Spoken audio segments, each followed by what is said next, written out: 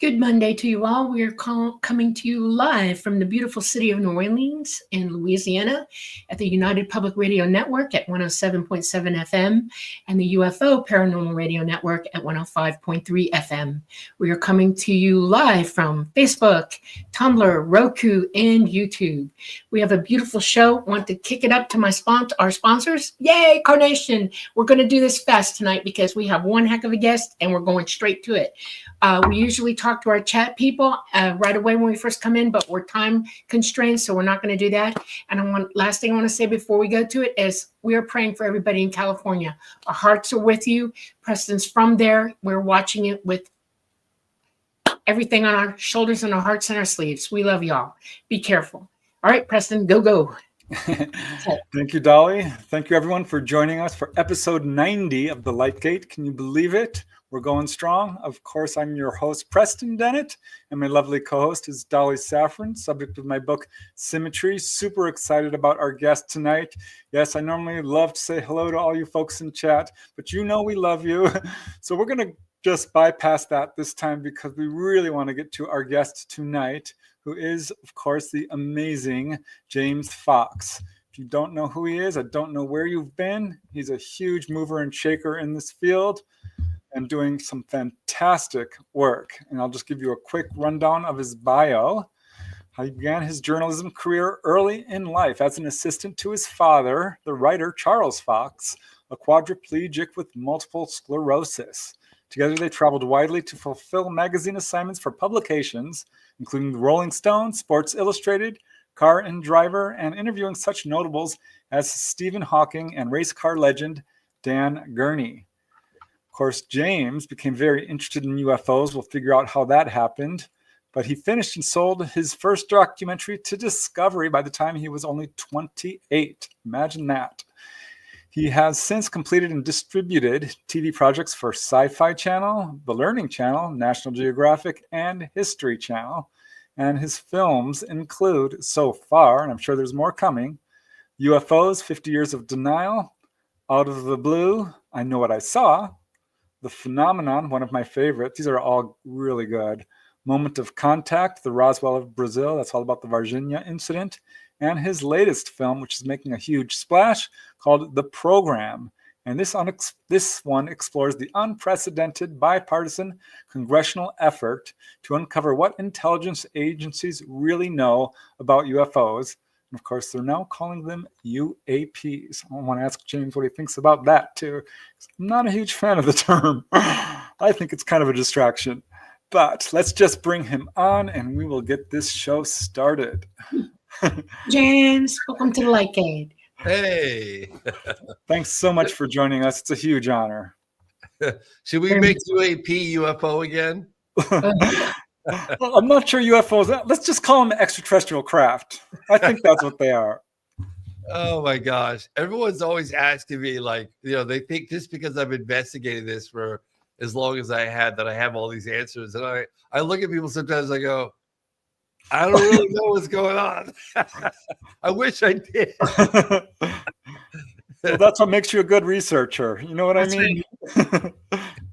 You don't know until you know. Yeah, you know that the vast majority can be explained and have been explained in sort of conventional terms, but there's this stubborn core 15-20% that simply defy a conventional or terrestrial explanation after exhaustive review so that's generally what I tell people. It's like, you could do the process of elimination. If it's not the Russians, it's not the Chinese, it's not the United States, what's left, right? Pretty sure it's not Chinese, just saying. yeah. All right, so as I told you before the show, I usually like to start the show by asking our guests how they got involved in this field. What were they like when they were little kids? Were they skeptical? Have you ever seen a UFO? Basically, what brought you to where you are today? I don't get asked this question very often. I remember my dad's British. I was born in England. Oh, wow. And my dad had always kept in touch. I mean, we were very close to our side of the family in Britain. In fact, pretty much the vast majority of my family on my father's side still live in England. And we had this one guy who would, very close family friend, British guy. And he would come periodically as I was growing up and have dinners with Christmas, Thanksgiving. And he was a pilot.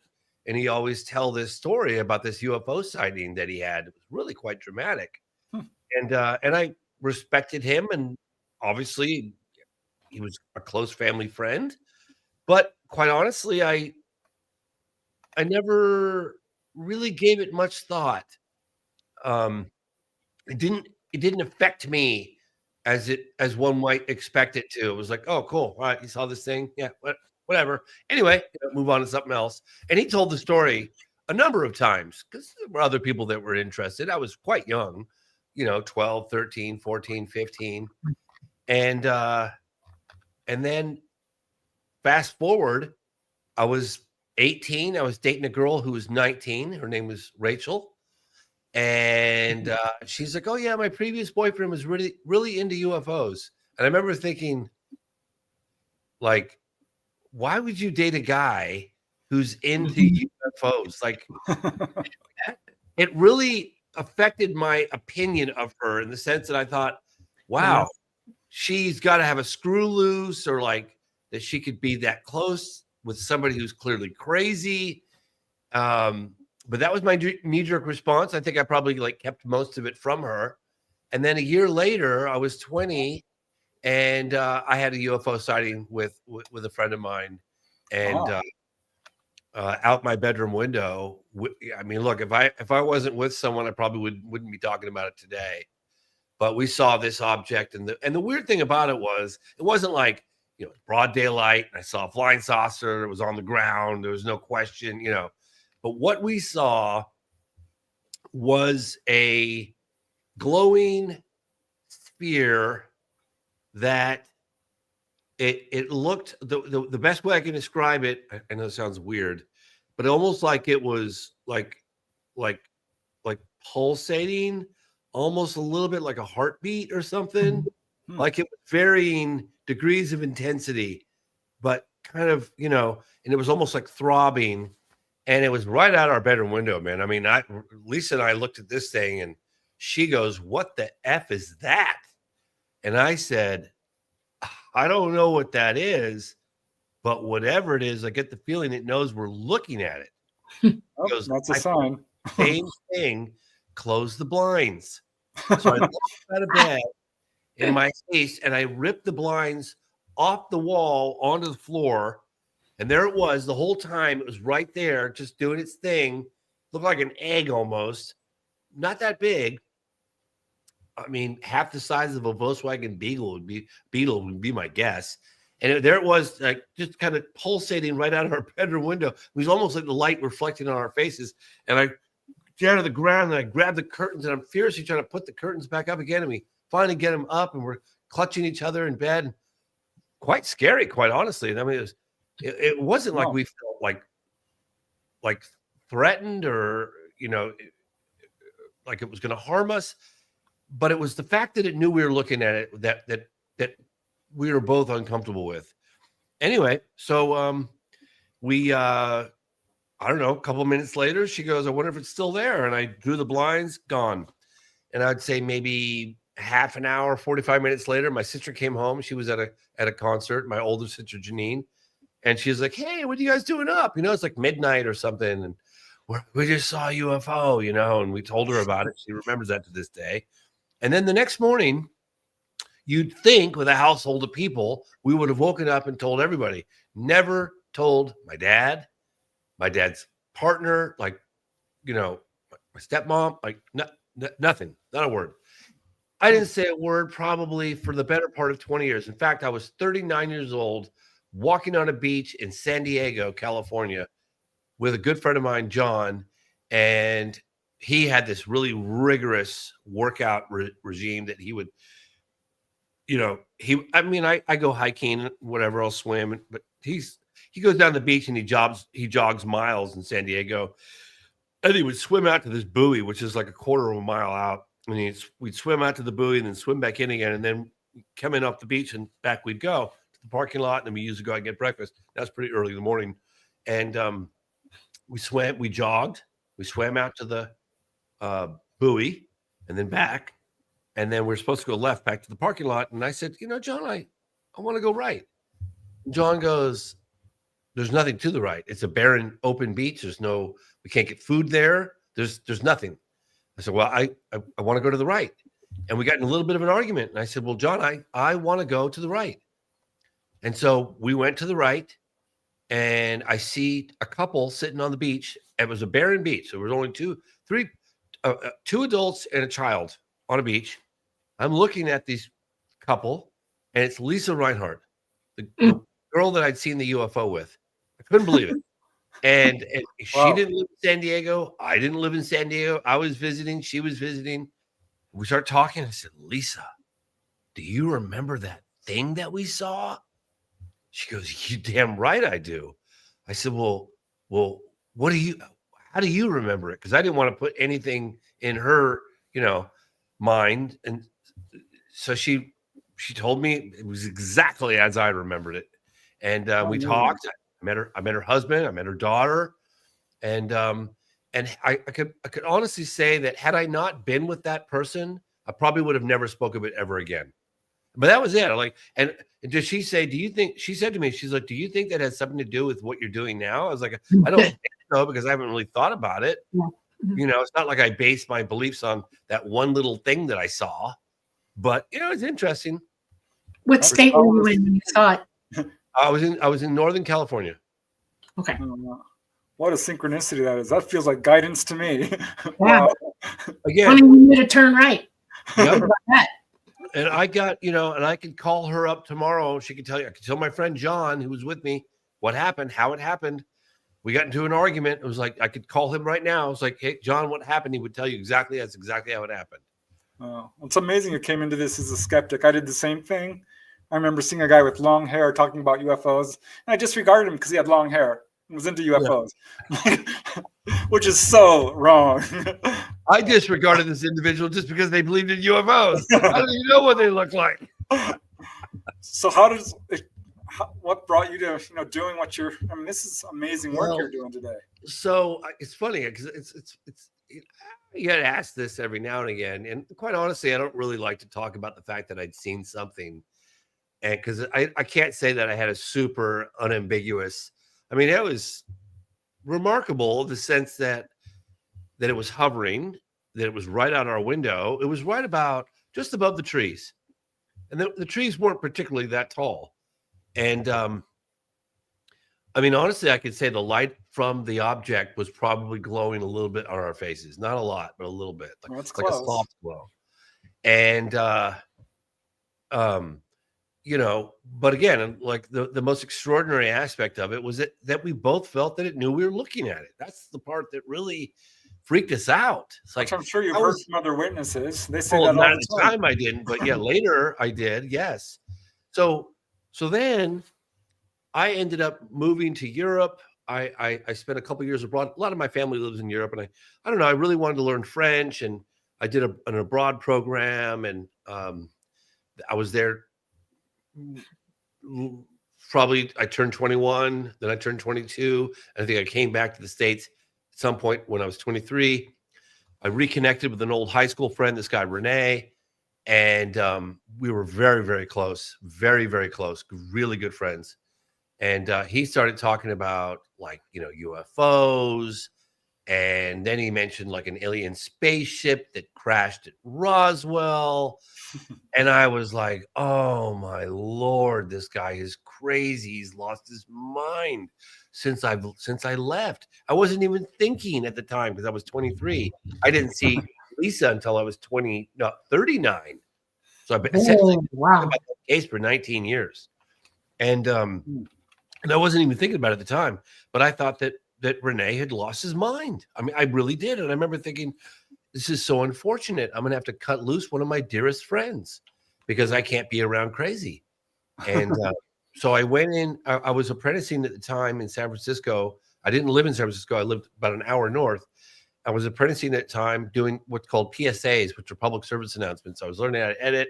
I was learning how to operate cameras. I just love that medium of communication. And there was a guy that I really looked up to, who's 10 years my senior. and Richard Van Sickle. And I was like, Richard, you're not going to believe what happened. I was talking to him one day in the studio, and he's like, what's going on? I was like, oh, my really good friend. It's really unfortunate. Like he's lost his mind. He's crazy. I don't know. It's really sad, you know. He goes, well, what do you mean? It's like, well, you know, he started talking about like, you know, UFOs and alien spaceships, and that one crashed in Roswell in 1947. And I mean, talk about nuts.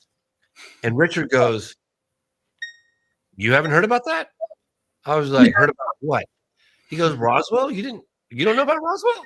I was like, no, Richard, I don't know about, how would I know about, no, I don't. He goes, oh, the military said, they actually said they recovered a UFO. I was like, they did? He goes, yeah. He looks up and shows me the headline, and I'm like, really? He goes, yeah, man, they did. And then they covered it up. And then years later, most of the people that were covered it up came forward and testified that it was not of this earth. Really? I was shocked. So then I started looking at my friend Renee in a slightly different light. And I was like, well, you know, maybe I'll go to a couple of these conferences, a lot of conferences, UFO conferences, and just poke around a little bit.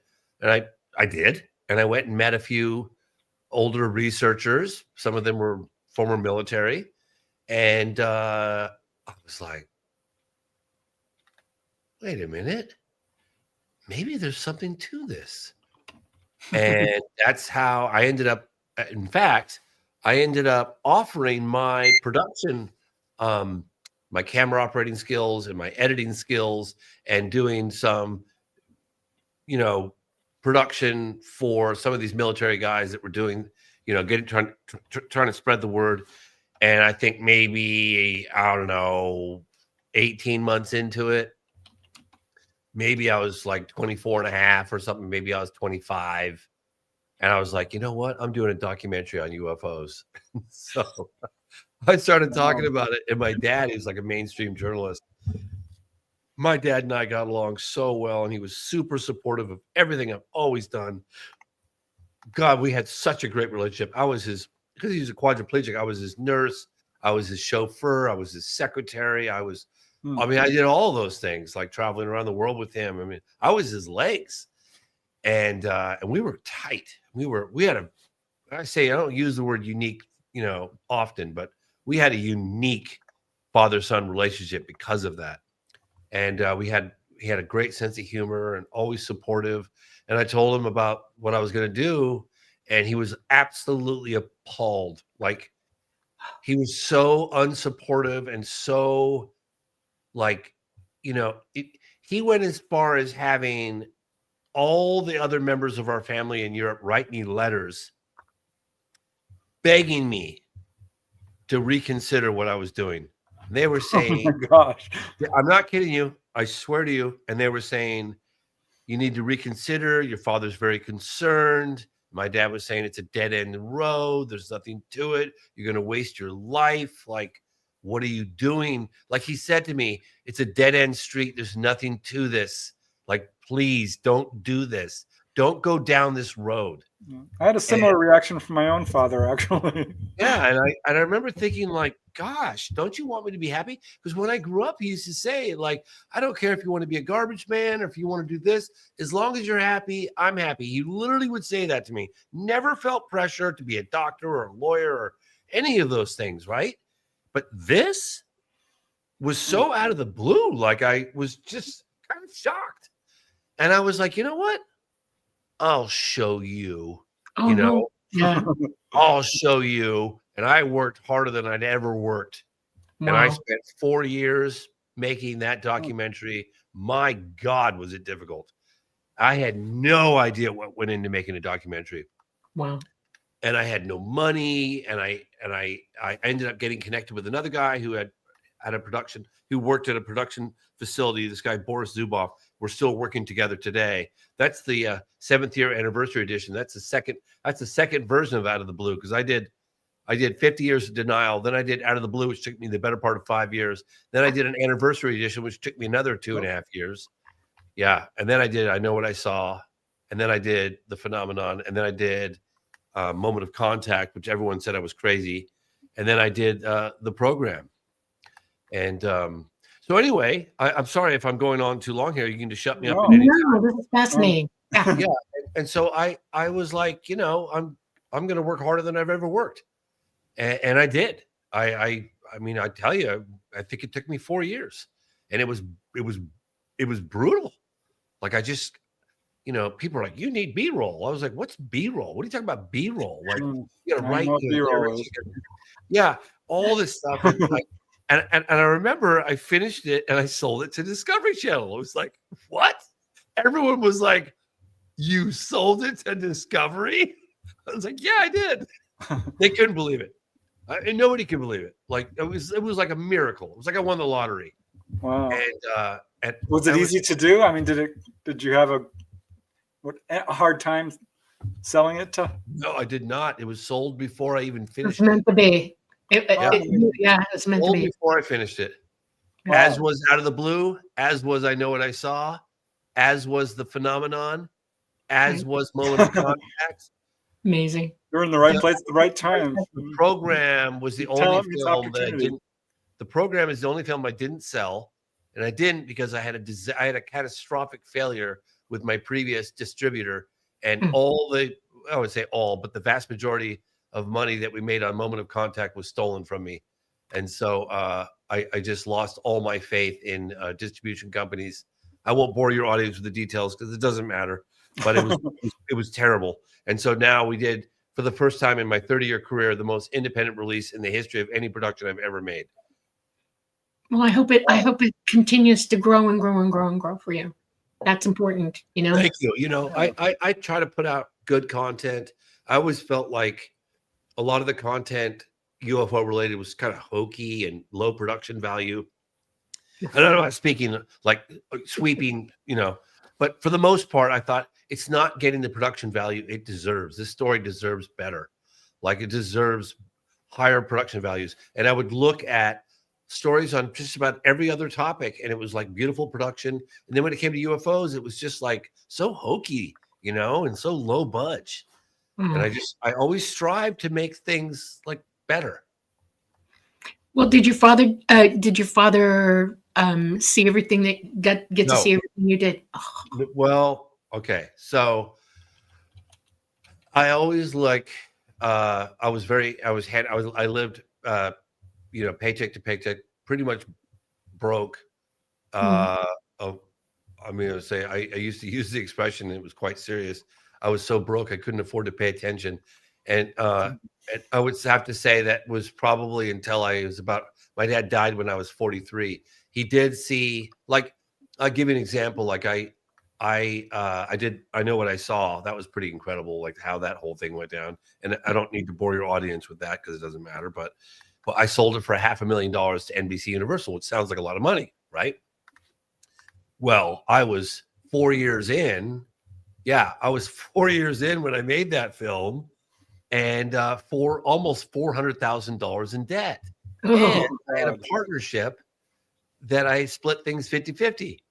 So after taxes, I made about 30 grand. Wow. It took me 4 years. People are like, $30, you should be rich. I'm like, no. I'm super fortunate that I even sold it, right? And then it got distribution, and then we made something, right? So, but my dad used to say, well, funny enough, so I did 50 Years of Denial, sold that. He was like, okay, interesting. Then I did Out of the Blue. And during the production of Out of the Blue, I went to Russia. Ooh. I met the cosmonaut Pavel Popovich and General Alexeyev, and it was Star City, Russia. And wow, it was pretty impressive. When I came home from Russia, prior to that, I had put in, I don't know, maybe 30 requests for an interview with Mercury astronaut Gordon Cooper. And it was like, no. And then Out of the Blue, he responds, I'll meet with you. So then I went to meet with Mercury astronaut Gordon Cooper in the 90s. And I was like, well, hey, my dad always takes me to all these interviews. I'm taking him. Yeah. So I took my dad to the interview, which is a lot of work. You try traveling with a quadriplegic. Okay. Yeah. It's not A easy. lot of work. Wow. And then on top of the fact that I'm operating the camera, I'm doing the audio because I couldn't afford to pay anybody else to do any of that stuff. I did my own editing.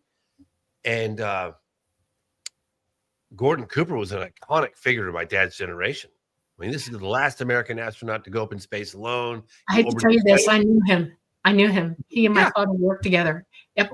Yeah. So, so I do. And then he listened to the story about over Germany and this landing at Edwards Air Force Base circa 1957 and the film footage that he had in his hands and yada, yada, yada. Wow. My dad was like, why would he say this stuff? You're not paying for anything. He has everything to lose and nothing to get. Why would he say these things? Right. And that kind of hooked my dad. He was like, he became one of my big supporters. Then I did the National Press Club event with Leslie Kean in 2007. I made a movie about that. He saw that. And then I sold that. I was telling NBC Universal. He was very proud of me. Then I did this stupid TV show, which whatever. And then I've done some TV, I know. Only person to blame but myself, Okay, it's all right. Been there, done that. But I made up for it with the phenomenon. Yes, you did. I love the phenomenon. That was so well done. You got me going. You really did. I would have to say the phenomenon, the birthing process of that film was I was either going to die or I was going to get the movie done. There was nothing in between. And what was going to come first is the only question. I was either going to die or the movie's going to get completed. I mean, it's one or the other. A lot of people might think I'm sounding melodramatic. I'm not. I was in a fetal position crying for 4 days when I finished that movie. It was absolutely, I never want to relive that moment ever again. It was brutal. Wow. What was it so brutal? I mean, why that particular one? First of all, it was an 8-year project. I ran out of money so many times. I had no bank account for a couple of years. I became a dad. It sure is well done. It works. Yeah, so I guess old partners trying to get it, just trying to get it. It's a long story, man. We don't have all night. Let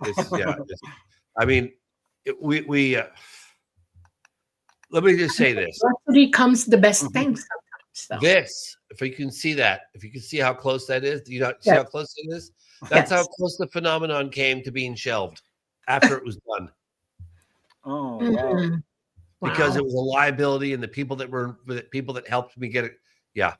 It was pretty crazy. Yeah. All right. So let's jump into the program. This is the one we really want people to see. Let's get with the program. So how did this one come about, and tell us about it? So, one of the things that people were questioning my intentions on is when I finished the phenomenon, there was a case that I'd been investigating on and off with a dear friend, Marco Leal, who's at it much longer than me, in Brazil, of an alleged crash and a crash retrieval case with live aliens, right?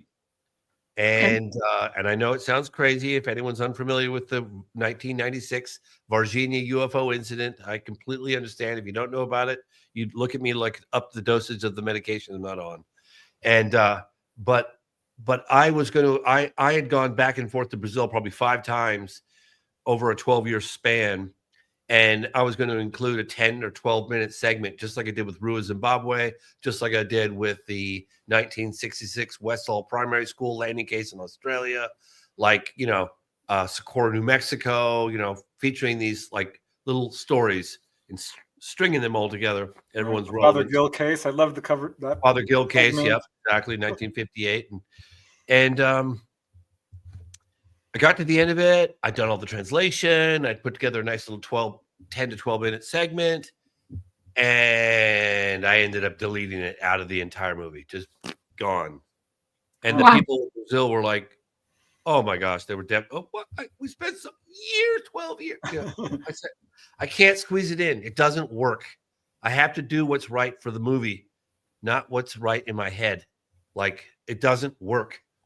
So when I finished the phenomenon, I had suddenly found myself, for the first time ever, that I had access to intelligence folks, and not only access, but respect. Intel folks, Podesta, former Senate Majority Leader Harry Reid, publicly endorsing the film, people on both sides of the aisle. Everyone was just, and then I was like, I need to go back and I need to address this case in Virginia. And I was telling some of the people that I've been working with, they were like, James, I'm not trying to be disrespectful, but I would like to remind you that you've worked so hard to build on the credibility. You pushed the envelope really hard with the phenomenon. You've got all these public figures in your film, and you got this respect, and they're endorsing you. And you, for the first time in your career, you featured alleged close encounters of the third kind, people, claiming to see entities, and yada, yada, yada, yada. Are you sure you really want to jeopardize all that by putting out a documentary on live aliens walking around the city? Really? Just think about it. Just want you to think about it. And they were, to some respect, to some extent, I mean, that was a valid concern. But I was like, well, I think it happened. And so I'm going to do it. So when I finished Moment of Contact, I was surprised at how little mainstream coverage I got, because I got a lot with the phenomenon. I mean, I was on MSNBC and CNN and The Guardian and Fox News. And I mean, it was just everywhere. Not with Moment of Contact, I wasn't. We don't like talking about live aliens. Because people were weirded out by it, man. I'm telling you, they weren't ready for that. But, despite all of that, it got picked up, and it actually got to the top of the charts. It took a while. Just like I think the program has not been discovered yet. It's doing well. It was number 1 for 3 weeks on Apple. Not bad. Yeah, it's not bad, but I want to get higher in the all genre charts, but we will. And it ended up doing quite well. Now, one thing I could never have predicted is that 4, 5, 6 months after the release of Moment of Contact, that a high-level intelligence officer was going to be testifying under oath in front of a bipartisan group of lawmakers that there's a crash retrieval program and biologics recovered. I never saw that coming. Okay. You're talking about Grush here?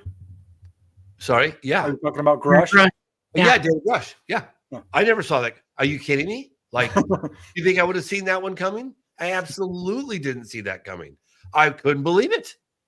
There I was, because I was defending my position. People, honestly, I had my neighbor over here who runs Make-A-Wish. Oh, wow. He goes, James, I really had a lot of respect for you. I love your work. The phenomenon opened my eyes, but you lost me on this one. I'm sorry. I just can't. Yeah, it's a bridge too far. And I said, hey, yeah, I understand. Watch the movie. Listen to the eyewitness testimony. So when I started making the program, it was personal to me.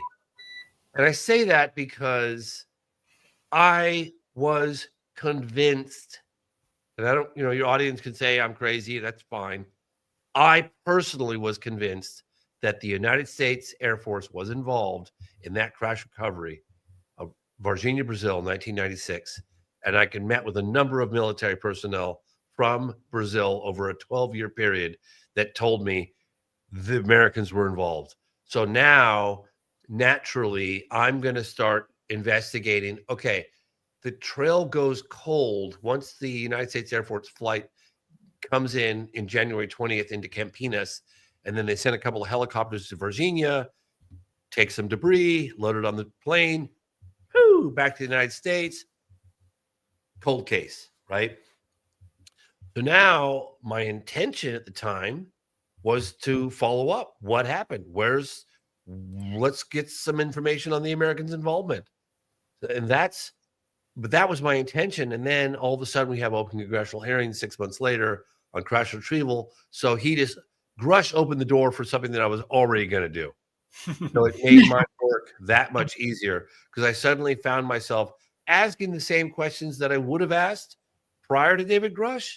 But now that David Grush testified under oath to, a joint group of a bipartisan group of lawmakers, hey, it's okay to ask about that, because I can just say, like, do you believe the assertion made under oath by, intelligence officer David Grush that the U.S. military is in possession of crash retrieval, alien spaceships, blah, blah, blah. And so, and on top of all that, when I was focusing on getting moment of contact, a lot had gone down. I mean, from 2017 to 2022, 2023, my gosh, like all the legislation that had been written. It's amazing. The first congressional hearings in 2022 by Congressman Carson. I mean, suddenly we're living in a different world. I mean, there's no longer talking about whether or not UFOs are real or not. It's like, it's gone beyond that, right? And so there was a natural progression. I mean, quite honestly, it's kind of a natural progression. I look at the program as kind of a sequel to the phenomenon, but I also see it as moment of contact seems to be a perfect in between for that, or even after that. In fact, I'm going back to Brazil in a couple of days to do some follow-up investigations on that case. Wow. Yeah, I mean, it's absolutely timely. This is unprecedented in a lot of ways. I'm wondering what you think is the reason why suddenly, this is entering official government. Why is our government finally talking, you think? Well, they're not talking because they really want to talk. I mean, I remind people because a lot of people are highly dubious of the government. I don't blame them. We've been lied to about this for decades. But there have been individuals over the decades that have wanted the truth to come out. I mean, you look at, Dr. Hynek, you look at former CIA director Roscoe Hillenkotter, you look at Jesse Marcel, Donald Kehoe. Yeah, Kehoe. James McDonald. Absolutely, Dr. James McDonald. And it's like people have come forward. People have tried to, witnesses, scientists, physicists. I mean, what was the book written by the former head of Project Blue Book regarding the 2 consecutive weekends in July of 1952? UFOs buzzing the Capitol. There was a whole book written on that from the guy at the time who was head of Ruppelt, right? Ed Ruppelt. Yep. Ed Ruppelt. So, it's not the first time. There just seems to be a lot more momentum now. And I don't think they're putting that genie back in the bottle. Yeah. I want you to do yourself a favor when you're in Brazil. Ask yourself why there's momentum right now. That is the key question. You all need to focus on that one. You really do. Why? Well, it's funny actually, because I've talked to people, and this is like me kind of the slow evolution process internally. I mean, even though I report on some pretty crazy stuff, I'm still I'm somewhat skeptical, and I don't just believe cases right off the bat. I didn't believe Virginia. I didn't believe Rue. I didn't believe Socorro. I didn't believe the landing in Australia in 1966. I have a tough time getting around all that. But one of the things that I've sort of organically the conclusion that I've come to is that just the past few years, quite honestly, and that is that the phenomenon is in on the secrecy too. And the reason why I say that is because you look at what they do and then you look at what they don't do. They've had some pretty brazen, revelations or sightings or actions that they've taken. O'Hare Airport, Phoenix Lights, 1997, Hudson Valley, Bentwaters. I mean, there's Gulf been Breeze, Whitfield, Virginia. It goes Michigan, on. Ann Arbor, absolutely. 1986 over Brazil. They've done some pretty brazen things, right? But taking it right up, they only have to hover over the Macy's Day Parade or the next Super Bowl, and it's game over, right? But they don't do that. They don't do that. They did once in Italy, that soccer game. You may have heard that. True. 1958, yeah. I remember that. Great case. No cell phones, unfortunately. That true that. Yep. Yep. No question. But my point is, they must also be in on the secrecy. They have to be. Oh, of course. I mean, absolutely. They know. There's no doubt in their minds what's going on with our governments and stuff. They know everything. Trust me, they know. Yeah, and okay, this is really crazy. This is one of the first times I started really thinking about it. Travis Walton, Fire in the Sky. Snowflake, Arizona, was it 1975? Yes. I think that's right. Okay. Yep. 73? No, I think you're right. No, 75. 75. Okay. So I've been to that area where they, swooped him up, or where he ran into the force field and got, burned. Hurt. Yes. Yeah, exactly. That's a remote area. Okay. Had they dropped him off there 5 days later in the condition that he was in, I guarantee you he would have died. No question about it. I don't even think I could make it back, especially, I don't know what month it was, but if it was winter particularly. They dropped him off after 5 days, and they did it in this little valley on the outskirts of town, right near a payphone. And they did it in an area that would increase the likelihood of him getting help and decrease the likelihood of them being seen. Correct. Right? Yeah. And so that really spoke volumes to me. I remember one of the first times I was like, wait a minute.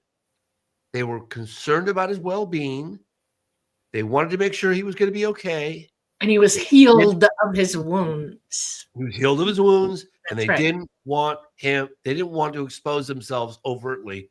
All they had to do was hover over the town in broad daylight during the frenzy of investigations and all the inquiries that were taking place.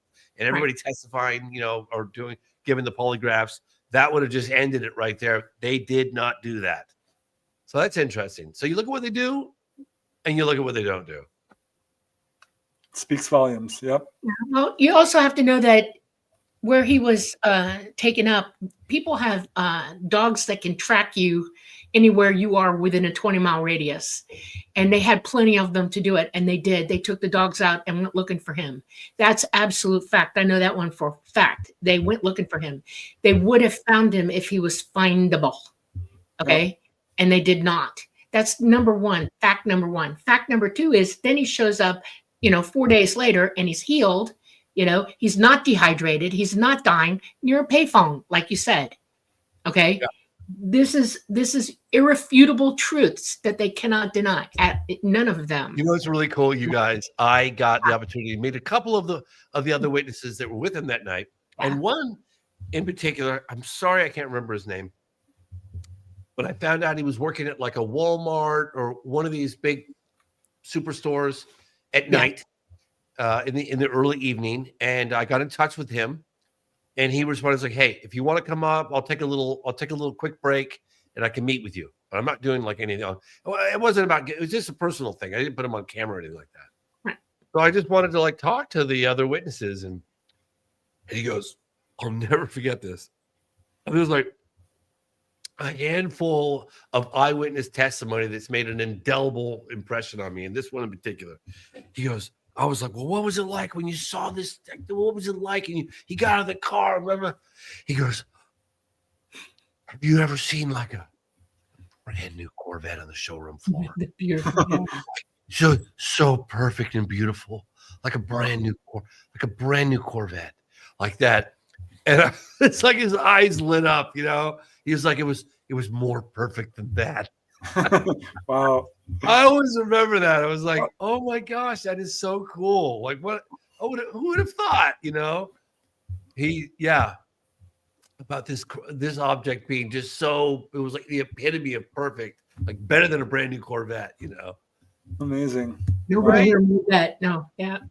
These little gems that you get over the years from eyewitness testimony. It's like, how many people do you get to talk to? There's only a handful of people in my career over 30 years and I've interviewed a lot of people where, you get someone who's that close to it, right?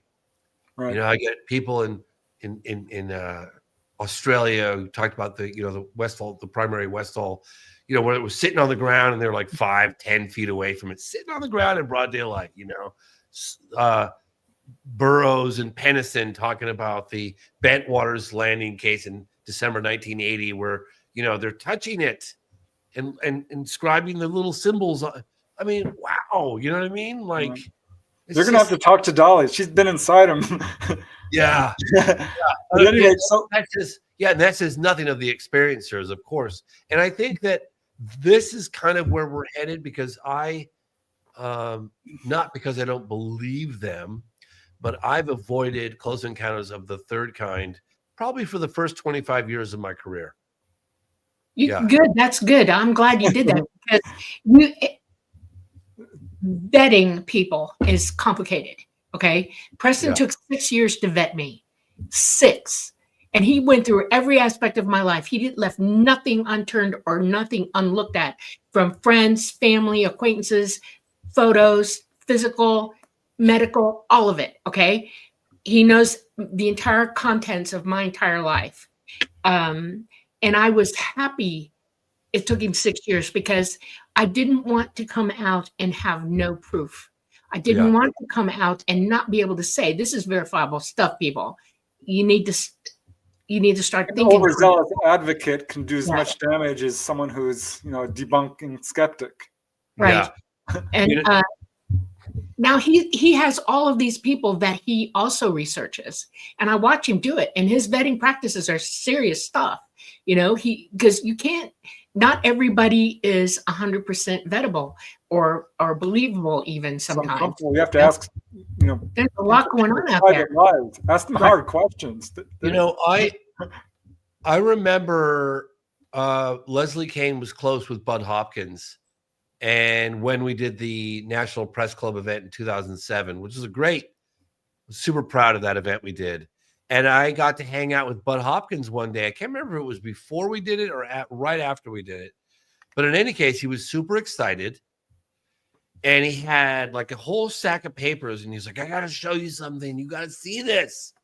And obviously, I'd heard about, so-called abductions and contact and all that stuff. But I'd always was a little cautious, a little bit, I not that I didn't believe, but I didn't say I did believe, but I was open, and I've learned to be more open as I've gotten more down the wormhole, whatever.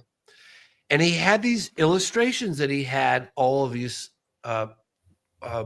experiencers that didn't know each other from all around the world. Right. And he said to them something like, tell me what you see on the craft. What's around you? What's on the walls? And there was this symbol on the wall of the spaceship or whatever it was. And I'm telling you, I must have looked at 18 or 20 drawings from people that didn't know each other, all draw the same damn symbol. I mean, variations of it, right? But I'm telling you, man, it was the same symbol. And that rocked me to the core, because I thought, how on earth could this possibly happen without some legitimacy to, do you know what I mean? Yes. Exactly. Yep. It was phenomenal. Phenomenal. So who was your favorite interview in the program? Yeah. Probably Hal Puthoff, but Hal, it was probably the first time where I'm interviewing a subject that will, according to him, go to jail if he reveals too much. Yeah. You know what I mean? Yes. And he says a lot with his eyes. And it was a remarkable time I had with Hal Puthoff. You know, even though he doesn't say, well, he talks about the complexities or the politics of disclosure. I'd never really given it that much thought, like how it's a complex issue, far more complex than I'd ever really imagined. You know, you think of like, you know, oh, wouldn't it be great to discover that we're not alone in the universe and we have definitive proof that there's life besides life here on Earth, and it would be a big kumbaya moment and we'd get together for a group hug and, you know, and it would be unifying, and it would, you know, transcend politics and borders and religion and all these things. And wow, you know, but then, you know, he really had given it more than just some thought. I think he was part of a panel of people that were contemplating how disclosure would be done in somewhat of an official capacity. And that was a very remarkable moment for me. I remember I met with, which I wish I could meet again with him, Robert Bigelow. Oh, wow. And it was right after I did I Know What I Saw. And like, I think his secretary reached out. I still have the email. Secretary reached out in like 2009, maybe 2010, 2009, 2010, maybe 2009. And, you know, Mr. Bigelow would like, and I didn't know, to be honest with you, at the time, I wasn't even sure who Bigelow was. Mr. Bigelow would like to congratulate you on a job well done. I was like, huh, it seemed weird. Like, why wouldn't he just reach out? Why did he have a secretary? So I Googled him. I was like, oh my gosh, Robert Bigelow? Bigelow Aerospace? Like, what? And so long story short, we got together. We had lunch at his home in Las Vegas. And he goes, you understand, you know, we did extensive research into the impact so-called disclosure would have on the world. And he said to me, you know, you take every scandal, Monica Lewinsky, Iran-Contra, like all the scandals ever, and then you multiply that by 1,000, or maybe he said 1,000,000, I don't know. And that is the impact that this story would have. Financial institutions, religious institutions. And I remember thinking, oh, please, this guy, what? You know, really? Come on. And then he said to me, oh, and by the way, they're walking among us. And I looked at him almost sideways. And I went, I'm sorry, I'm not quite clear with what? He goes, they're walking among us. I said, what do you mean by that? They're walking among us. And he goes, I mean exactly that. They are walking among us. And I just like, I don't know. I just put it back here, forgot about it. And only, you know, and then, you know, that I've covered since then, I've covered a number of Close Encounters of the Third Kind. And then in the program, I report on what many would consider a very controversial encounter that reportedly happened at Nellis Test Range in 1994, in the winter of 1994, with, so I guess you'd call it an alien or an entity, a being that was non-human. And it's a bit of a stretch, particularly because I'm always trying to target my films to a more mainstream audience, because I figure, like, what's the point of preaching to the proverbial choir? Like, I want to sort of, not that I don't want to, well, it's going mainstream because of your work. You know what I mean? You know what I mean? Like, so I feel like I push it a little further each time. And to those critics out there, fair enough. I can take the criticism. For those of you that say that's impossible, that didn't happen, or I don't believe Jason Sands, I say in my response, well, don't take it from me. Go look at the work from Dr. Jalen Hynek, who is the scientific advisor to Project Blue Book for 22 plus years for the United States Air Force, who categorized sightings in an official capacity as close encounters of the first, second, and third kind. And the third kind, of course, being that the witnesses report beings, critters, aliens connected to the craft. And that is within the Air Force's own files, dating back to at least the 1940s, right? They know. So, yeah, and I know you guys are well informed, but my point is, like, that's my response. So do I believe in close encounters of the third kind? You're damn right I do. Well, all right, we need to take a quick station ID, and then I'd love to pop up a few questions from chat, if that's all right. Sounds great.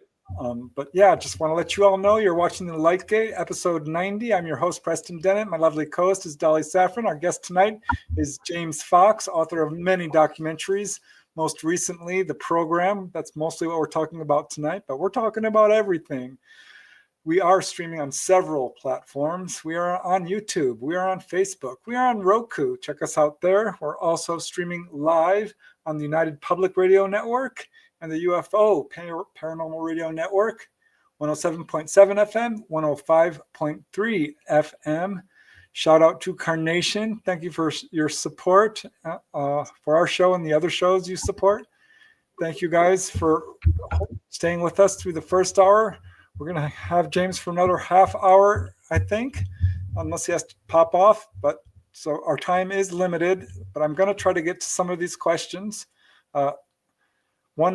Before I do, I have one for you, James. What to you is disclosure, and do you think we'll get there? When? That's a good question, because I remember asking this. It was probably 2008, and I was finishing up the documentary, the 2-hour special. I Know What I Saw, which I ultimately sold to A&E, which is History Channel. And I was walking. I always try to get B-roll with the people that I interview, so we have something to cut away to, or maybe I'm establishing who they are. So I'm doing a walk and talk with Nick Pope. It was right around the time when the British were releasing, the MOD was releasing previously classified documents about UFOs. There was this unprecedented push at the time for transparency. The French were doing it.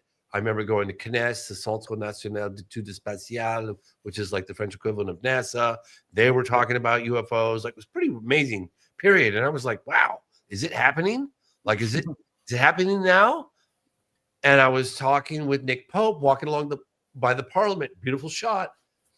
And I said, do you anticipate any kind of disclosure? Like, are we coming up on disclosure kind of thing? Nick's so articulate and so amazing. He goes, you know, James, think of it this way. Think of it as disclosure with a small d, not a big D. Correct. But think about that. Fast forward to now. Probably, sorry, I'm trying to remember the date of the last congressional hearing that happened in November in Washington, D.C., which I attended, which was amazing. And after the hearing, people are like, oh, it was a nothing burger. I'm like, we had Rear Admiral Tim Gallaudet basically testify under oath that we have UFOs performing characteristics underwater that defy a conventional explanation. Unbelievable. And then another intelligence person say under oath, that there's a crash retrieval program. That's not a nothing burger, okay? That's something. There are consequences for lying to Congress under oath. So afterwards, I would say a couple of hours later, there was an event. Trying to remember the name of the organization, put it on, Disclosure Project, something like this. And Senator Mike Rounds came up and gave I filmed the whole thing. And he said, look, I know it's a little frustrating. People feel like things aren't happening fast enough. I remind you, we've had 3 congressional hearings in the last 3 years. That's something. And it could be a little frustrating, and we're not getting answers fast enough. He said, I want to remind you guys that we're not running a 100-yard dash. We're running a marathon right now. Sit tight. Just sit tight, be patient, stick with us. This is happening. And I thought that was very eloquently put, because do I believe that disclosure is coming? I never thought I'd hear myself say this, but yes, it's happening right now. We are experiencing disclosure right now. I mean, look at the program. Look at the NDAA, like from 2023 and 2024, the National Defense Authorization Act. Look at some of the legislation. Look at the language within the National Defense Authorization Act. They talk about crash retrieval. They talk about legacy program. It's right there in black and white. Yep. Like the fact that the mainstream media hasn't picked up on that is mind-boggling to me. We're not letting them. I have a question for you. Do you know Yes. what a false flag is? Oh, I've heard about false flag. Yeah, absolutely. Okay. Have you considered that the way this is happening, the narrative is being directed by them completely, and that this by them, by who? By Congress, all of those guys. Okay, the industrial complex, which is real. It exists. Well, the DOD, yes, Congress. Eisenhower spoke about it specifically. Oh, yeah. Okay, I so think Eisenhower was talking about the non-elected officials. Eisenhower was talking about yes, the government within the government. Right. Well, you have to be a moron not to think that they're not working hand in hand, and they are. I have listened very carefully, and just so you know, in Congress, unless it's in the congressional record, instituted into the record, it's non-start. They only put one thing into the record this last time, absolutely put it in, and it was that paper, and it was a national security incident paper that they were worried about. And even Grush, all of them are using that terminology now. It is now becoming a national security incident. You can go back and look at every single time before Congress, nothing has been read into the record except that one document. They're getting ready to pull a false flag. ET is very well aware of this, by the way. They're watching about this. Yep. Yes. If you talk to experiencers who really know what's going on, and there are a few of us, we will tell you straight to your face, this is going to get ugly because it will become a national security incident. They are not going to take ET lying down. They're not. I think that it always kind of has been a national security. And I remember interviewing this general one time, and he was almost laughing at me because I talked about that kumbaya moment of we're not alone. Isn't that amazing? And he kind of chuckled at me, and he goes, "Kid, let me tell you something. You are looking at it entirely through the wrong lens." I was like, "Well, what lens am I supposed to look at it through?" And he goes, "Okay, so imagine for a moment we have structured craft of unknown origin that exhibit a technology that's light years advanced from anything that we have. They fly rings around our fastest jets. Shall they turn to be hostile? We have no visible means of defense against them. We don't know who they are, where they come from, what they want. Do you honestly think that's the kind of information we're going to disclose to the general public? If you have objects that you can't identify whizzing around with impunity in our airspace, that's a national security issue. Because if you don't know what it is, you have to assume. Now, I'm not saying this is my position on it, but the position from the military standpoint, who's there to protect us, you don't know where something is. It's whizzing around with impunity, particularly on super sensitive military installations. You have to conclude at the end of the day that maybe that it's a threat. And I think that if they were here to destroy us, it would have been game over decades ago. You're right. And I think it's the vision that they want you to think that you are protected by them. And they're really clueless. They're not in control. We all know that. Yeah. I mean, yeah. And, they're not. Yeah. All right. Let's pop up some questions because there's a lot and we're never going to get to them all, but we'll give a good, honest try. Whoops, at a few of them. Just so you know, I like sunsets and long walks on the beach. Okay. That's cool. Yep. Okay, here's one question from Flea Market Gold. How do you think experiencers fit into disclosure? Do you anticipate that the stigma will continue to diminish? You know, I was talking to Leslie Kane about that recently, and she just has a new series that came out. I think it's with National Geographic. And she said that they have at least one, if not two episodes on experiencers. Now, if you're going to take an experiencer at face value, experiencers would have, direct communication with the phenomenon, right? So that would be, one, to take it at face value, one would have to assume if the accounts are to be believed that they would have better information than anybody else, right? Now, Could we say that the phenomenon itself has been distorting reality, has been fooling, tricking us? I have to consider that as a possibility. Do I feel like the government's been tricking us? You damn right I do. Is the phenomenon tricking us? That's on the table too, because I don't know. Because if they wanted to reveal themselves overtly, as we talked earlier on the show, they could do it, but they don't do it. They have been doing it, and there are a lot of researchers, but they haven't like made it definitive. Yeah, they're driving it toward people, not governments. Yeah, not in a way that would cause a complete upset of society. I think that might be a concern. Yeah, hey, I get it. And look, I know less today than I did 30 years ago. I really do. I know the feeling. No, you know more, but I get what you're saying. Yeah. There's just levels and levels and levels to this. Yeah. Okay, here's another question which is relevant to what's going on these days. This is from Michael Kennedy. Mr. Fox, could you please give us your opinion on the ongoing UFO swarm, drone swarm, I guess he's talking about, and what you have gained from your extremely knowledgeable contacts such as Robert Bigelow, which you already did discuss a little bit. Yeah, the drones in New Jersey, UAPs. I looked into those extensively. I got a buddy of mine. He goes, I live here. I'm at the epicenter, and he was doing boots on ground interviews with residents. And as with any UAP wave, right? You start getting a whole group of people looking up to the sky every night. They're seeing things that perhaps have always been there, or activity that they may misconstrue, but underlying all that is definitely something that seems to be inexplicable.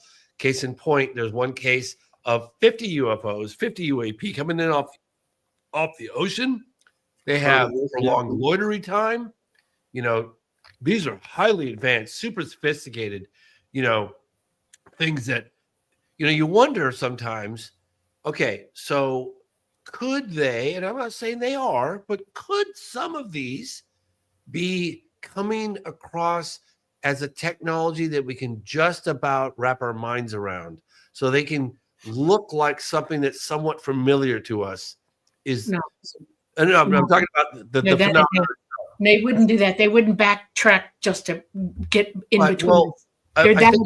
You won't see the dirigibles back in the 1880s or whatever. You remember? Yeah. They looked almost like the big dirigibles. They called them dirigibles. Yeah, people were saying I think those may have been dirigibles, honestly. Oh, really? Yeah, I really do. They were invented at the same time. Yeah. There's some information out there that you don't know that I'm going to impart to you right now. Okay. Our magnetosphere is down 40%. We're going through a pole change. Our entire solar system, every planet in our solar system except Mars, because Mars has no magnetism anymore, is changing their poles. Our sun is doing it also. We're experiencing cataclysmic weather as a result of it, volcanoes, the whole thing. And they're not done yet. And we're heading toward the pinnacle of that. Our magnetosphere is so screwed up now, and the magnetic field lines are so jollied up that ET is absolutely not here. They bugged out 2 years ago, and they're not here right now. So nothing you see in the air is ET, period. Oh, you think it's all conventional at this point? Yes, it's absolutely all conventional. That's the perplexing. Robert Goodall said that. That's what Cheryl Costa said. Other people who. I'm of the position where I feel like I can never make any definitive statements on anything. I could say I can lean in this direction or I'm leaning in that direction, but I really don't know. I mean, unlike you, Dolly, I've never had face-to-face contact with entities. I've never had that. Yeah, but I can give you information that you can prove to yourself that our poles are causing a problem. And they fly here. Talk to Bob Lazar. They fly our magnetic field lines, period. And they're wonky. They can't fly. They crash. And 2 years ago, they decided, that's it. We're done. We're out of here. And they left. They took people off the ground and they left. There are very few of us left. And I am one of them that stayed behind, just so you know. And it is not funny anymore because I'm watching people being lied to about contact right now. Like Michael Kennedy, he is absolutely convinced that they're still here and they are not. But all you have to do is walk into a chapter of science and look at what the astronomers and astrophysicists are telling you, and our field lines are absolutely dangerous right now. And Lazar can back that up. He will tell you. He is a scientist. Let me ask you, what do you think, Dolly? What do you think about, because this is a case that I've looked into for a while, and if it's true, it would prove that there has been official contact, and that's the alleged landing that happened circa 1964 at Holloman Air Force Base in New Mexico. What have you heard about that case? It is absolutely true. It happened. Yeah. There was contact. They were contacting world leaders back in the 60s because they were trying to convince them that they needed to stop playing with nuclear stuff. Okay. Yeah. But we were going to kill each other with it. And they were worried about it. They're not here to hurt us. They're here to protect us from ourselves. Evolution. Okay. Yeah. And they got a resounding, you can't mess with what we're doing. We have the right, because that's we're all really interesting, because this is crazy. Let me just, this is relevant to what you just said. I was doing the phenomenon, right? Making the phenomenon. And I just worked with this guy, Randall Nickerson, and we were organizing, bringing the witnesses that were children at the time, that were now adults, from all different corners of the world into Los Angeles, and we were interviewing them. And it was a big ordeal. My gosh, it was huge. And during that time, Roger Lear was desperately trying to reach me, and he's like, "I've heard you're doing something on the Virginia alleged UFO crash and the live beings and yada yada yada." And I said, "Yes, I am, but right now my focus is on Rua." He goes, "You have to interview me." And I said, "Hey, I want to interview you, but I'm so busy. I'd lost my voice. I was working 17-hour days." And he got really frustrated. I think it went on back and forth for like a week.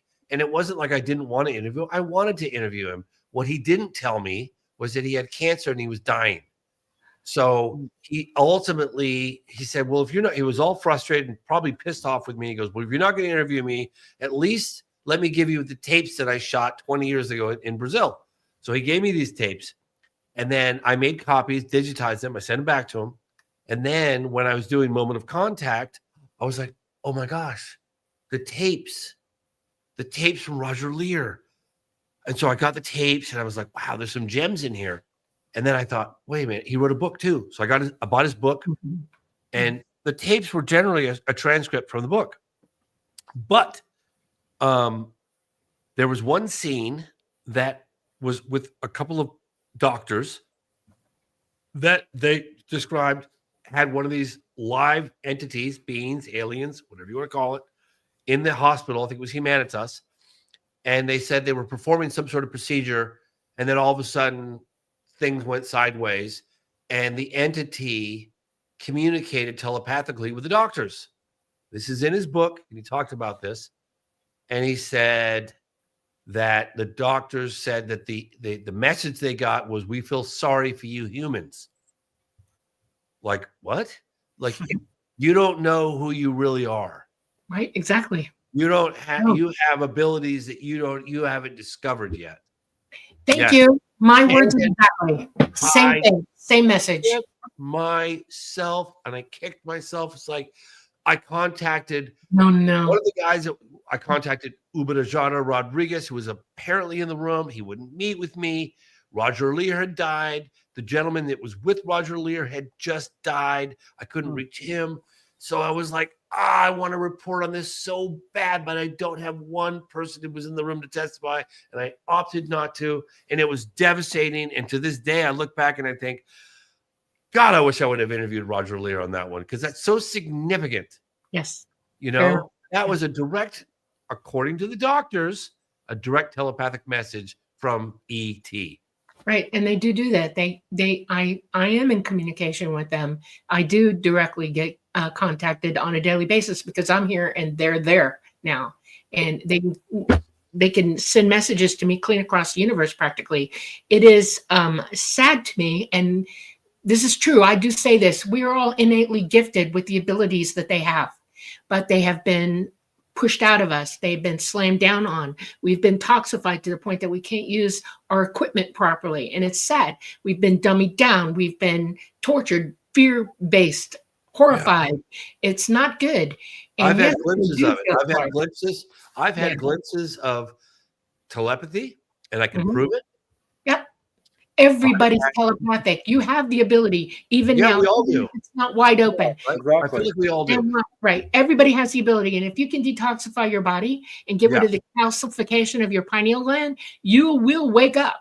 That's what they want. That's their number one message. Wake up. Because we will not be treated properly. A couple of times in my life. One, they were in traumatic moments, extreme trauma, right? Extreme stress and trauma. One was being mugged. Two was an abusive thing that happened with my father, my stepdad, and my mother. Telepathic, man. It was just, there's no question about it. I had telepathic communication. And another time was, I guess they call it remote viewing, is when I saw something that was taking place in a remote spot that I wasn't present. And I saw it like a film strip in my mind. It was unbelievable. And how do you explain that stuff? Like, how do you explain that? Everybody has that ability. You're psychic. Everybody has that ability. Yeah, exactly. Oh, by the way, the government does admit to remote viewing. They've had they did the CIA back in the 70s. Exactly. Yeah. You know, how can they admit that we're psychic, but they won't talk about it? Okay. Yeah. How can they admit that this and this and this is going on, but they won't talk? They wanted to use it they wanted to use it to spy on their enemies. Exactly. You're not going to admit it's real. Well, we want to know what the Russians have. Plausible deniability. Also, weaponization of everything. That's what they do. You know. Yeah. All right. I'm going to pop up another question. Yes. I've got about 5 more minutes, and I got to tuck my son into bed. Okay. All right.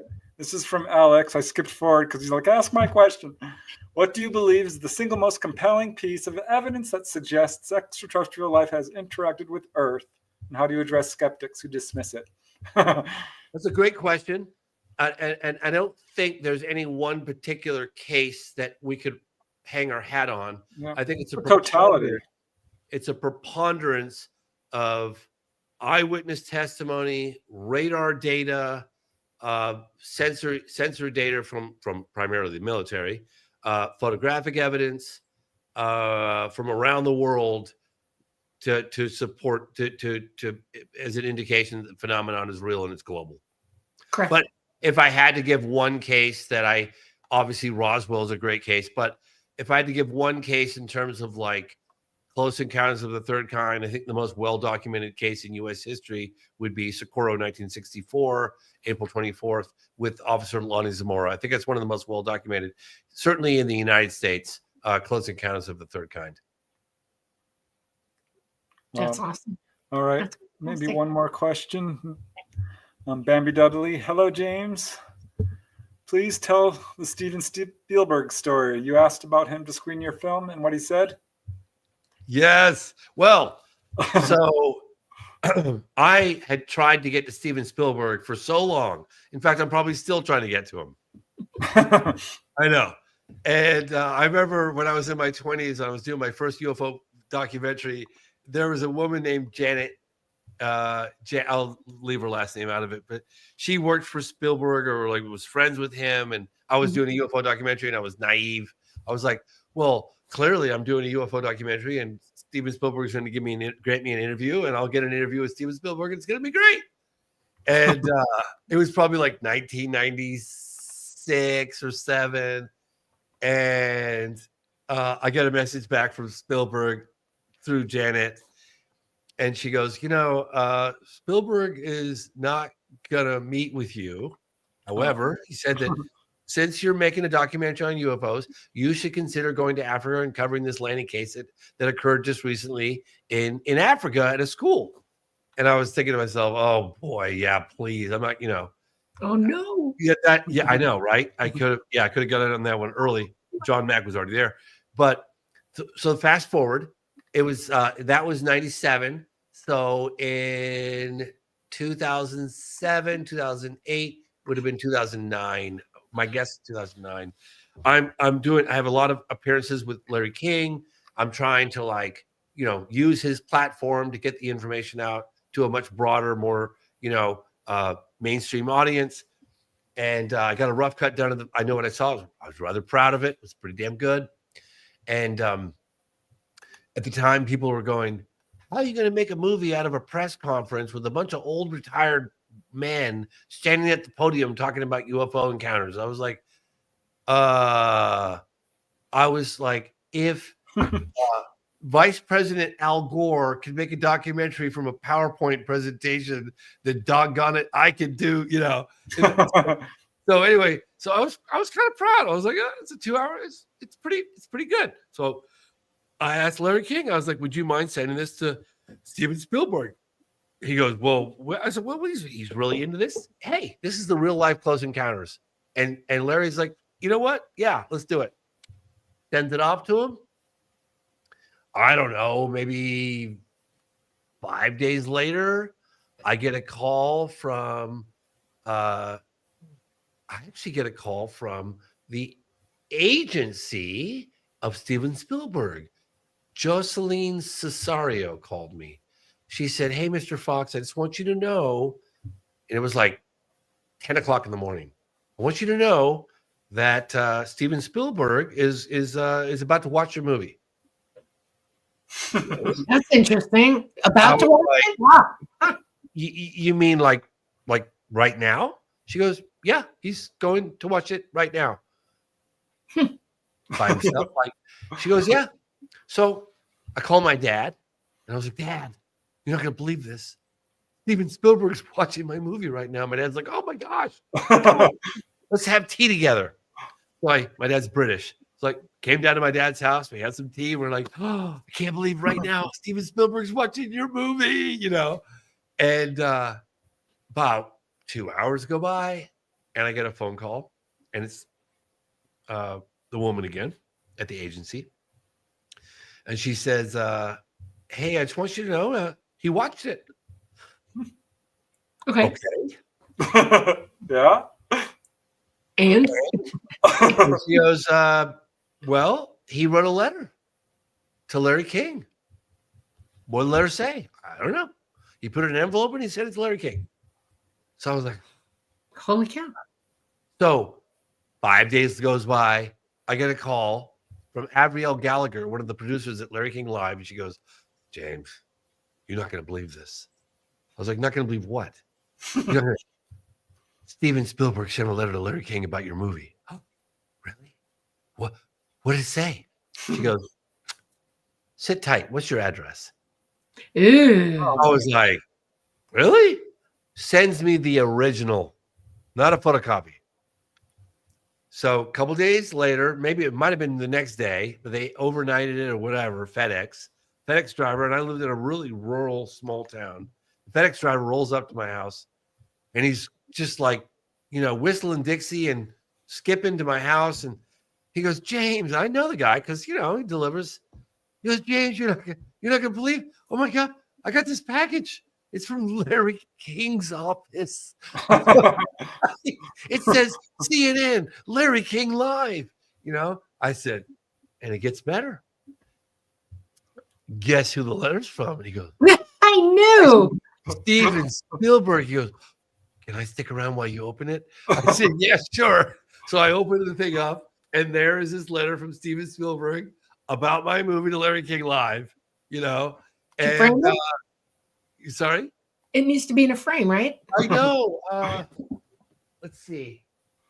I think I have it over there. You want me to grab it? Yes. All right, hold on. Are you kidding? Are you kidding me? Well, we're getting a scoop here, huh? Yeah. Drop that sucker. Let him get that thing on the screen. Yeah, I will. Okay. We're already keeping him overtime a little bit. There it is. It is. Perfect. How cool is that? See, I knew you had it in a Wow. frame, James. That's awesome. Congratulations. That's amazing. Isn't that cool? Yes, it is Can totally you cool. see it at all, or no? Yes, we see it. We see it. We can't quite read it, but Yeah. No, I'm going to hold it a little closer. Just Beautiful. the Absolutely. audience can make a freeze frame. Yeah. Anyway, isn't that cool? Yes. So, hey, let me read it. Let me read Okay. it, and then I'm going to go put my son to bed. Okay. all right. Okay, you guys ready? Yes. This is cool. Let me put my old man glasses on here. All right, here we go. July 6, 2009. Dear Larry, with great curiosity, I watched the documentary you sent over and found it compelling. Personally, I would like to think that we are not alone, and even though I've devoted a generous percentage of my movies to extraterrestrial themes, I, for one, have never seen a UFO that's so unfair. I hope you will continue to pursue this topic on your programs and that someday our government will offer a total disclosure about what they know about unidentified flying objects and their true and natural origins. I continue to enjoy watching you and all your guests. All my best, Stephen. That's beautiful. Isn't that cool? Beautiful, yeah. That's absolutely Very cool. nice. I don't think that I've ever read that on a podcast ever. Very much. We're honored. Listen, you're going to come back on our show. Say yes, please. I will. Yes, I will. Okay, when you come back from Brazil, let us know you're in town and we'll work out dates. How's that? Just ping me, email me. Michael knows how to get in touch with me. Okay. That would be. Thank you guys so much for having me on. I really appreciate it. And thanks for your understanding, knowing that I got to go put my son to bed. No worries. He's got a tutor really early in the morning. We appreciate you coming on to our show. So thank you. Thank you. you. Bye, guys. Bye. All right, guys. How about that? Check out his movies. Out of the Blue. Really good. I think that one covers largely the Phoenix Lights, but several other incidents. I Know What I Saw. Also, I think that was actually about the Phoenix Lights. Yes, it looks like it. Mostly. The Phenomenon, which is my favorite. Me too. Because that covered Westall, that covered the Lonnie Zamora case, that covered Father Gill case in New Guinea. Right. I think also the Rua Zimbabwe case. Moment of Contact was very interesting. You'll learn a lot about the case in Brazil, Varginha. First-hand witnesses. It's much more complicated than I think a lot of people know about. Right. And of course, the program, which is all about disclosure and what's happening today in Congress. Correct. So, yeah.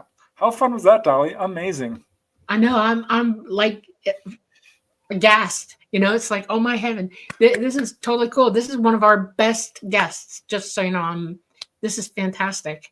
There's a lot for him to say, and his journey is incredible. I mean, for somebody who's had no clue and then walked into it, you two have a lot in common there. You know, it's like a shockwave, waking up to it.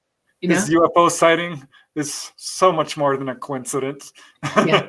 Yes, it when is. they're that close, I mean, come on. when you know they're watching you and you're watching them. Exactly. There's communication there. I want to talk to him more about that. Yeah, he was awesome. What a delightful guy. Definitely. Okay. Well, this is going to turn into a Q&A, don't you think? Yeah, we have 20 minutes left, so we may as well go through some of these questions, which we can answer, guys. Mr. Fox, could you please tell us the number one experience or the most insightful conversation? I think he said it was Hal Puthoff and probably Gordon Cooper. Bigelow. Yeah, Cooper, yeah. It's interesting he talked about that one witness, Jason Sands, because there's a lot of pushback on him. And I thought he handled that real well. I was like, hey, you talk to him. You do your research. Don't believe me. Right, exactly. I did mine, you do yours. That's right. All right. Maybe you can answer this one since James isn't here. What is the purpose of the interactions between the phenomena and humans? The purpose is basically, and he said it in so many words, it's to inform us that they exist and that we are somehow connected to them. That's what he was alluding to. And it goes deeper than anybody knows. And he's absolutely correct. So, yeah, I think that's what he was saying. Gregor saying, is this live? Yes, we're live right now. We're very live, yes. We are going to go through any questions, and most of them are for James. I know we tried to get through as many as we could, but we will, if you have ones right now for us, we will do what we can. So I cannot speak for him. Upcoming event before 2027, alluded to by Lou Elizondo and other whistleblowers. I don't know. It's rolling out. This is all very carefully orchestrated disclosure, I think. But I think events are absolutely planned by secret government folks. So I don't know. Maybe we'll do a show on that, and I will give you what my estimation of what's coming at us with the pertaining to our government and the world events and things like that. I can talk about that. So let's do a show about it. All right. What is I know of your opinion of Charles Hall and his time as a weatherman for Area 51. It's another great question, Michael. I'm so sorry. We're going to have him back. I'm so glad he agreed. I know about Charles Hall. I think he wrote the Millennial Hospitality books, which he labeled as fiction, I think because to protect him from any NDAs he was under. I find it really compelling. I've got his books right there behind me. I'll have to fill you in on him. I don't know that I've told you his full story, but he allegedly met with tall whites, and he describes them very much like you do. And part of his book is all devoted to mathematics and some advances he'd made in understanding mathematics. I find that very interesting, by the way, and I do believe his story because the tall whites are extremely scientific beings, and they handle a lot of data that's their forte, and they would act that way. They would have that going on. So yeah, I believe him. I'm so sorry, guys. I wish we could have asked James all these questions, but he has a 10-year-old kid. The kids come first. What is his opinion on why Congress does he have an opinion on why Congress or none of the whistleblowers brought up Bob Lazar's statements? Yeah, that is a good question. Yeah, we might be able to answer that one for you on one of our upcoming shows, because in February we're going to have James Goodall and Michael Schratt on, and it's a sort of a lead up to the Congressional next thing coming out. Not that one. Lazar's going to be doing something right about that time, and they thought it was fortuitous that we picked the dates that we did. So that's going to be an interesting show. So it'll get maybe answered then. Okay. Yeah. Let me see if we have any questions now that are more aimed towards us. Otherwise, here's one from Alex. Question for Dahlia. How can we make contact to ETs?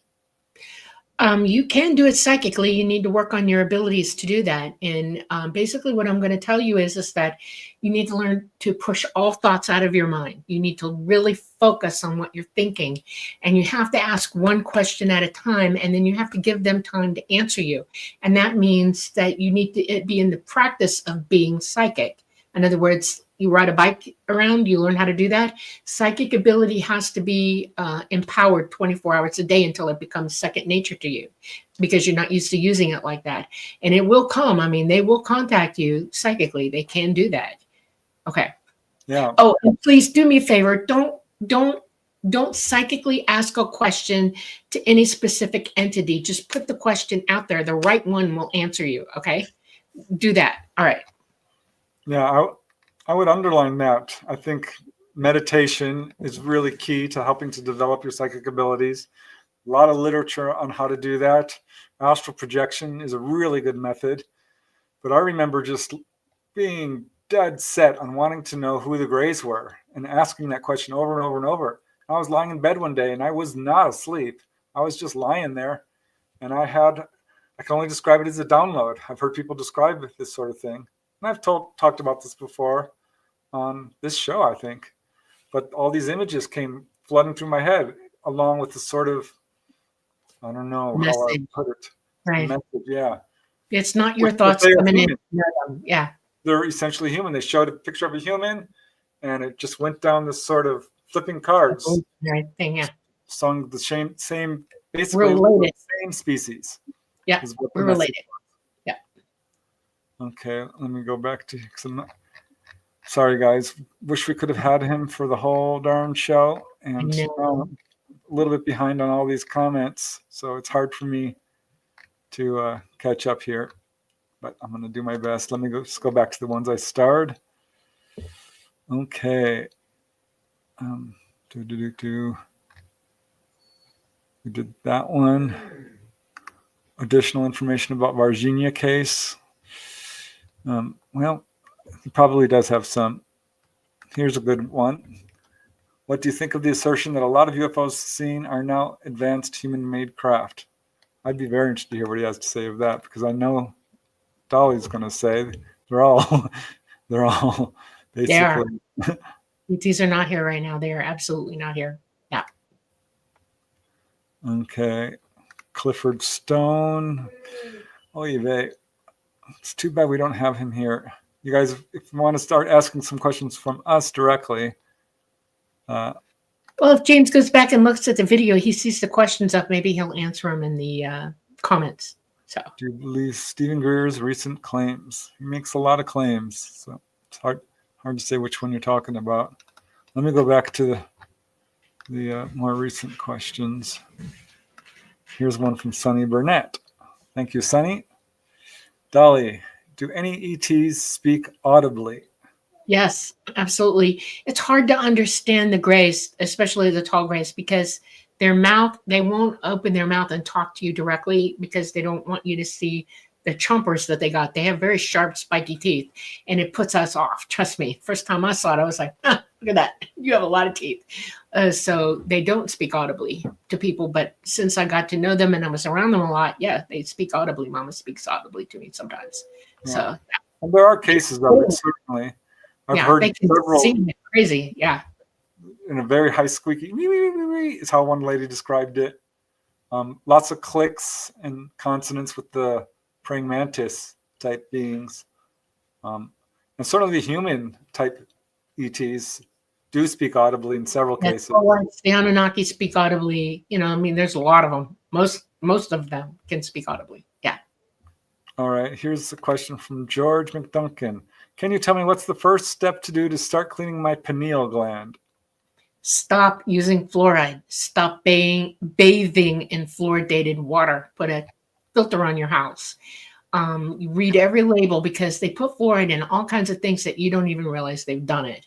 So you have to become very, very aware of what fluoride's entering into your even salves and unguents and things like that. You got to be careful. Fluoride is an all-purpose thing. So be careful.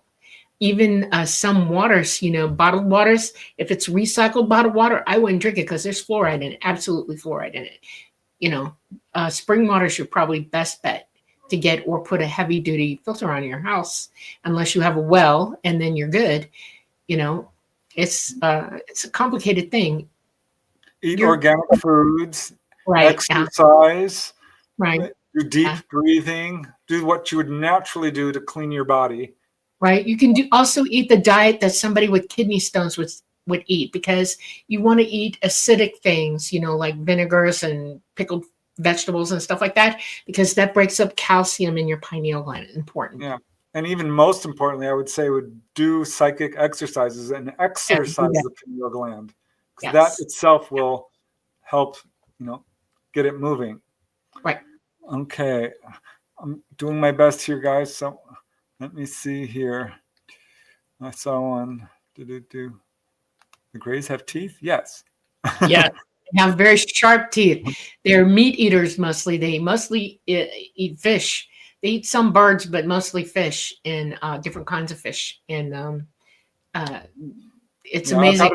I've had quite a few, well, at least 3 or 4 contactees tell me they have really sharp teeth. So when I asked Dolly about that, I was very interested to hear what she had to say. And she's like, oh, yeah. Okay, Dolly, why do you think the ETs are not here now?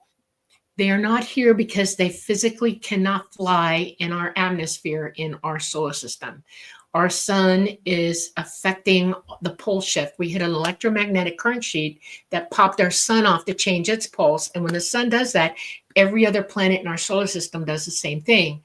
Now our magnetosphere is very weak. It's 40% down. It's letting in all kinds of radiation, but the magnetic field lines that are our poles, keep coherent for us are all over the place. There's a huge anomaly in the Atlantic, between South America and Africa right now. Nobody wants to fly through that. Our sun is letting more CMEs in and all kinds of things. It is just not safe. They started crashing in the 50s and 60s. It got worse in the 70s, 80s, and 90s. And by the 2000s and the 2010s, they went, we really need to get out of here. And by 2022, they were gone. They left. So no, they are not here. Until our poles go back the way they should, well, not the way they're going to be. They are changing. We are going to have a huge pole shift there. But once that settles down, and everything calms down from that, and our magnetic field lines reach cohesion again, and the magnetosphere tightens up, they can come back then, but not until. It's interesting because in our show with Cheryl Costa, that question came up, and she's in contact with the Tibetan monks, I think it is. Yes. And they're like, no, they're not here. So no, they're not. Interesting verification from another source. Arrow, all those guys, MUFON, they've all noticed that ETs are not really coming down, that the only reports they're getting are old reports. There are no new reports of ET, or if they are, it's people who are seeing what's going on here, not from them. And there's a lot of confusion. Sandra is saying, well, some people are having experiences now. Is this interdimensional beings? I mean, can you meet them astrally, psychically? Okay, this is complicated. If you can OBE, you can meet any ET OBE. There are interdimensional beings in the same space with us, and it would have to be a being in the same space with you. You might be meeting fourth dimensional beings, or almost fifth dimensional. Excuse me, I'm going to croak. And you might be meeting them, but you are not meeting third dimensional ETs who come here astrally or interdimensionally at all. They are home right now, or off doing other things in other places that they can fly at. But they can also appear as, quote, an apparition or a vision, right? If you're psychic, and you can they can remote view you in seconds. So you might be if you can remote view back with them, you can see them and hear them, but they're not physically with you at all. Okay. All right. CT Gadar guy. Dolly, what is the first type of psychic ability you suggest trying to get a grip on? Like remote viewing or OBEs or anything else? Remote viewing is probably the first best attack because it teaches you to focus. It teaches you to blot everything else out and see a specific target. You need confirmation, though. You can't remote view by yourself. There has to be somebody on the other side letting you know that you hit that target and you actually saw what it is. And then you have to confirm that you saw it by going there. So don't remote view Italy. Don't remote view Washington, D.C. if you're out west. Remote something that's in your area that you can drive to or walk to verify what it is you saw. Okay? That's what you do. That's the first thing. But meditation every single day. Learn to focus, learn to relax, learn to empty your mind of all the thoughts that you have all the time, because psychic ability hears, it does not talk. You can't overtalk your ability. You have to be quiet in your mind to get what you're getting, period. So tell your brain to shut up. Okay. Yeah. I would suggest trying different kinds because you might have a natural proclivity for astral projection. You might have a natural proclivity for psychometry, holding an object, or clairvoyance, or telepathy. Yeah. Follow your excitement. Try them all because all of them kind of work in concert to each other. Do visualization exercises. Yeah. Your ability to play visualize. with cards. Get your kids together, your family together, and get the cards, and play with each other. Play, do you know what this is? And keep notes on how well y'all are doing. You should be doing it all the time, What do grays eat? Do they eat fish? Yes, they eat fish. They eat meat. They don't particularly eat meat from here. They won't. It's tainted and toxic. They won't touch it. A lot of people seem to think that they're doing mutilations, and no, they are not. They don't want our meat. They don't even eat our fish. They don't eat our birds, nothing. They bring their own food with them.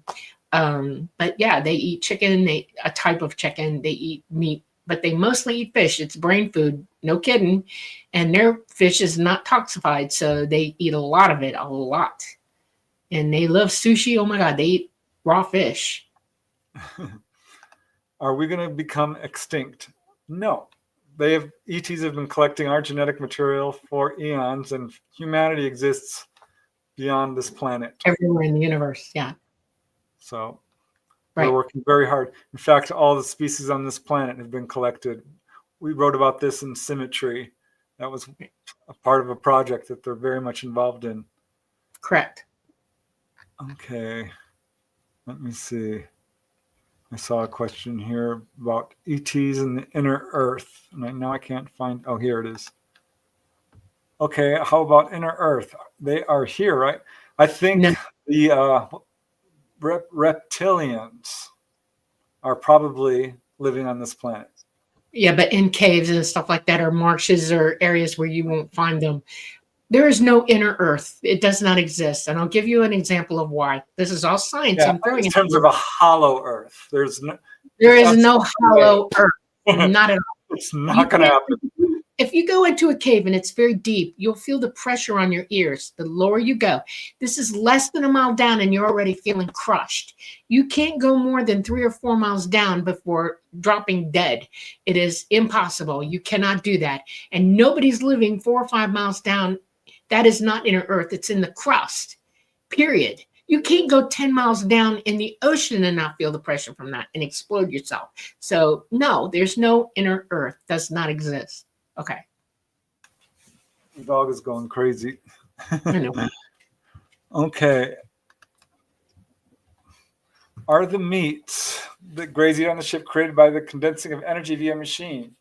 Do they grow their meat, or is it natural? It's natural, and they bring it with them. Most of the trips that they make in their craft are very fast. They can move at incredible speeds. They light gate to wherever they're going to. So nobody is really on craft for a whole lot of time without getting back into a natural environment. It's very rapid. So they only bring snacks and stuff like that. The bigger ships or mother craft do bring food with them, and you can eat on those craft. But even, you're just not going to stay in space. It's not safe. Gamma radiation is everywhere in space, and they really don't like it. They want to go home. Okay. The dog's name is Duchess. Right. She's a sweetie. Yes. She's a Great Dane, and she's 145 pounds above my heaven. Yeah. Okay. She wants out. We still got 5 minutes, so we're going to wrap this up pretty quick here. Was fluoride added to water to suppress the pineal gland and block communication? Oh gosh, if they did that specifically to block communication. They did. They absolutely did. It's not a lot of fluoride in Europe at all. It's actually banned. Ask yourself why. Okay. It was deliberately done to us. And they say, oh, well, we need good teeth. There are other ways to get good teeth. You don't need fluoride. Okay. Let me see here. Leah, will Dolly tell us why the avian races are not spoken about as much? Oh, that's a loaded question. Avian. The bird-like people, Ra was avian. They exist. They don't have a lot to do with us now. They did a couple iterations ago. The Egyptians saw them. It's just a little bit too much for this particular iteration to handle or deal with. That's why. Okay. All right. Well, I believe we have time for one more. Here's one from Michael Kennedy. Can you comment on the applications of religion and the oligarchs' control of the knowledge they have held? Oh, yeah, religion, I think, has been used as a tool, unfortunately. Yeah. Religion was contrived. And initially, it works for some people to reach enlightenment. If you look at the Butler's Lives of the Saints, people have absolutely spiritually evolved using. Yeah, but if you talk to those saints, they would tell you that the religion that got them there is not exactly okay. And that's serious stuff, okay? We have religion on this planet now that is doing all kinds of crazy stuff, and ask yourself why. If you're controlled by religion, you're not being allowed to flourish and evolve. And you can't be a slave to anything or anybody or anyone. You're here to learn. You're here to evolve. She agrees. Yeah. The dog just totally wants out. So we're going to wrap it up, guys. We've got 3 minutes. So I just want to say thank you all to joining us. Thank you. Namaste. Yeah. Thank you very much sorry we couldn't have James the whole hour. Right. You guys are great. I'm sorry I had to kick a couple of you guys out in chat. You know, this is our show. If you want to join, please be respectful. We love having you all here, and we want to ask any question. It's, you know, not off limits, game, but you have to be respectful. Correct. So thank you. Namaste. We love you, the Owl Man. Sorry I couldn't say hi to all you folks. So we're going to say hello now. We're glad everybody came. Yeah. We love you very much. Hi, Susan. So happy to see all the progress you've made with your case, and it's still going strong. There's a fantastic documentary done by, oh gosh, Susan, it's the guy we had on the show, Earl. Yeah.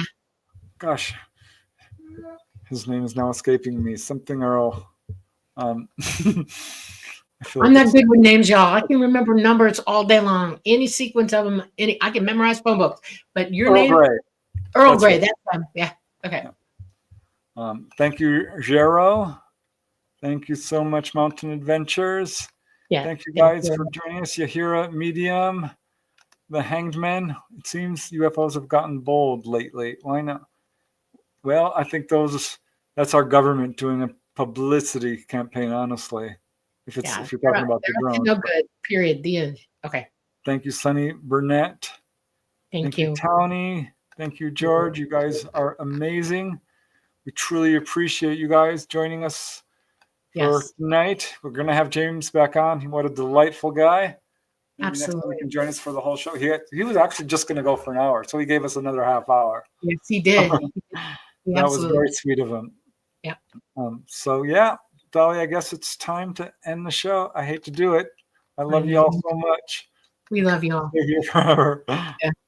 Thank you all so much for coming here tonight and listening to The Light Gate. We're coming to you live from the beautiful city of New Orleans in Louisiana at the United Public Radio Network at 107.7 FM, and also on the UFO Paranormal Radio Network at 105.3 FM. We are on Facebook, we are on Roku, we are on Rumble, and we are on YouTube. Our 2 radio stations reach around the world, and you are all in good company because everybody around the world that can pick this station up can hear us as well as you.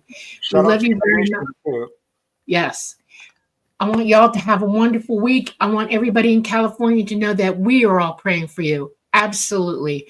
And are hoping for the best results in every situation. And I know there's devastation, and it breaks my absolute heart to know that you guys are in this situation. And we will do whatever we can. Good night, everyone. See you till next Monday. Namaste.